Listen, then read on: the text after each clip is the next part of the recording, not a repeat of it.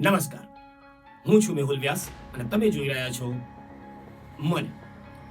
ધનતેરસની આપને ખૂબ ખૂબ શુભેચ્છાઓ. તો સમાચાર એવો છે કે mount Abu hill station mount Abu, જ્યાં છેલ્લા 2 વર્ષથી મુસાફરો દેખાતા નહોતા, યાત્રીઓ આવતા નહોતા કોરોનાના કારણે, ત્યાં આ વખતે લાભ પાંચમ સુધી હાઉસફુલના પાટિયા લાગી ગયા છે. મોટા ભાગની હોટલોમાં બુકિંગ થઈ ગયા છે અને ખાસ વાત તો એવી જાણવા મળે છે કે 90% બુકિંગ તો ગુજરાતીઓએ જ કરાવ્યું છે. અને આ જે અત્યારે દિવાળી વેકેશનનો સમય છે, ત્યારે પૈસા કમાવા માટે હોટલ સંચાલકોએ પણ ભાવમાં વધારો કરી નાખ્યો છે. એમાં કેવું છે કે દેવું કરીને પણ દિવાળી કરવી જ પડે એટલે.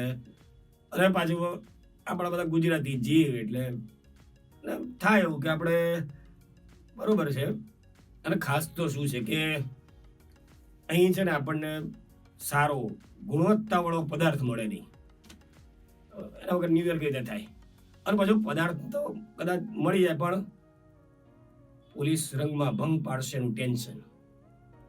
આ બધી જફા કરતા આબુ સુધી લાંબુ થવું જ સારું. અને ખાસ તો શું છે કે આ 9 વર્ષ કેવું આવ્યું એ જોવાની જફા જ ના રહે ને.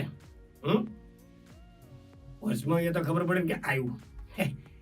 પણ આના પર એક જોક થઈ જાય કે એક વાર શું થયું, મારો એક મિત્ર છે સાગર કહાર, એને મેં પ્રશ્ન પૂછ્યો કે ભાઈ એવું કયું પ્રાણી છે કે જેને 4 પગ છે, જે સૂંઢ છે જેની, અને જે કાળું છે?